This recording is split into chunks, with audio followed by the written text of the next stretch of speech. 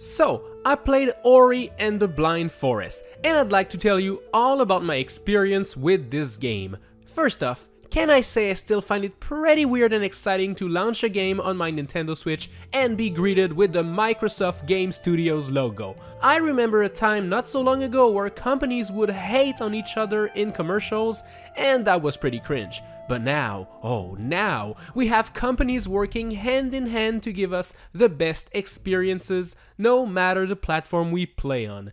And I'm glad this happened for Ori, which was originally an Xbox One exclusive game. Anyways, Ori and the Blind Forest is a single-player, side-scrolling game where you take control of Ori, a guardian spirit who lives in a forest with a creature named Naru, and they are so happy together, building bridges, eating fruits in this beautiful, lovely forest. Surely nothing can go wrong. Uh-oh, the forest is dying. Uh-oh, Naru is dying. Uh-oh, Ori is dying? Oh, I guess I should have started this video with a spoiler alert. But anyways, don't be angry at me, okay? Because everything I just told you about happens in the first 5 minutes of the game, so this won't ruin your experience one bit. Once Ori is actually revived by the spirit of the forest, he then meets a small floating orb of light named Sen, who will guide him in his quest to restore the forest and save it from imminent doom. Sen is also going to be your way to defend yourself and attack enemies, as he can shoot spirit flames to defeat those enemies on your path. Ori and the Blind Forest is a Metroidvania, which is a game genre where you have to explore a vast interconnected world that is full of obstacles you cannot first overcome. To get through these locked doors and obstacles, you have to get new skills and unlock new abilities. And let me tell you that the abilities in Ori are actually pretty sick. When you first start the game, you're super slow, super weak, and you can barely jump above tiny obstacles. But then you play it, and a couple hours later, after getting new abilities and unlocking your full potential, you'll go pshh, and then whoosh, and then whee! Basically, the action never stops in this game, as 1 minute you're just chilling in a dark cave, and then all of a sudden, everything collapses around you, forcing you to run for your life. And that is nerve-wracking, let me tell you. Being a Metroidvania, get ready to do lots of exploring to find hidden gems and items that will help you on your quest. A lot of times you'll stumble on obstacles you cannot overcome with your current moveset, but as you play the game, you'll get new moves and abilities and will eventually be able to clear those obstacles. Thankfully, the game gives you a huge map that will help you backtrack and find your way throughout this vast world.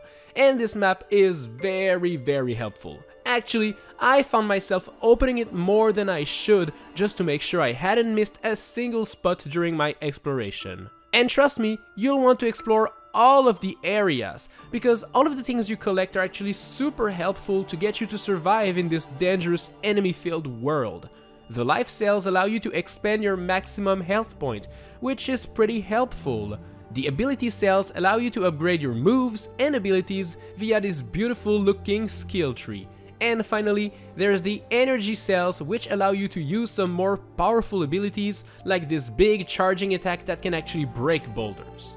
The energy cells also allow you to save your game by creating what the game calls soul links, which can be created pretty much anywhere, just as long as you have enough energy to do so. And that's one thing you should know about Ori and the Blind Forest. This game doesn't save automatically very often. When you die, you'll have to start from your last save, meaning that you'll want to save the game quite often if you don't want to redo the same level over and over again.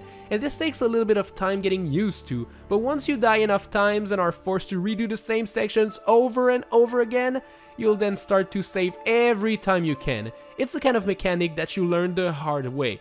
Well, at least for me, that's how it was, but you know, maybe I'm just bad at games, I don't know. The abilities and skills you unlock by playing the game are actually super effective and fun to play with. You're very limited when the game starts, but by the end of it, you'll be double jumping, climbing on walls, bouncing on enemies, gliding down endless pits slowly, and doing so much more. The bash ability that allows you to bounce on enemies and projectiles is probably the most fun I had the entire game. Sure, you can shoot down enemies using sand, but it's way more fun to bash on the projectiles they throw and return it right back to the sender. In your face, green boy. And trust me, you'll want to learn how to use these advanced abilities and how to get good basically, because this game is not playing around. While it may look all cute and lovely, the game is actually very difficult and you'll die quite a lot of times on your first playthrough.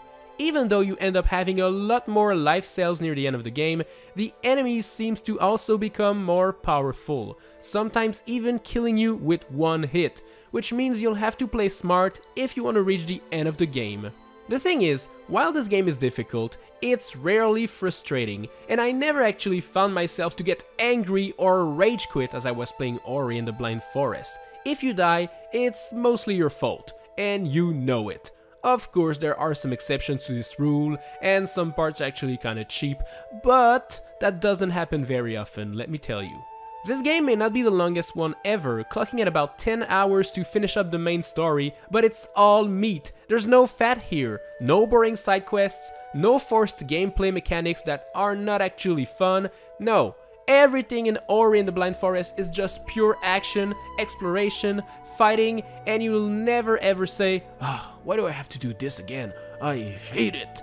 If you want to get all of the hidden items, which you should, then you'll probably add around 3 to 4 hours of gameplay, which will make you ask for more. And since the graphics and art style from this game is just a freaking masterpiece, your eyes will actually thank you for playing such a beautiful game. And you know, while we're on the topic of amazing stuff about this game, let me tell you about the music. The music, it's really good. It was composed by Gareth Coker, and man, I don't actually know who you are, okay? But you've got some talent, my dude. They should even hire you to make the music for the next Halo game. Oh wait, they are doing that already? Well, awesome. I don't think I can name a single thing that is wrong about this soundtrack, besides the fact that it has to end at one point. All of the songs are well fitted for the area you explore. Some softer melodies accompany you as you explore a cave that's all frozen solid, and then the music goes insane when things get heated up.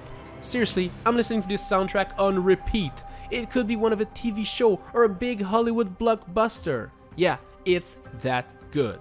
Obviously, you can probably tell that I really liked this game. I liked it so much that I decided to pick up the sequel on the Switch also, and I cannot wait to actually start this one, as I'm sure it's gonna be just as good, if not better, than the first one.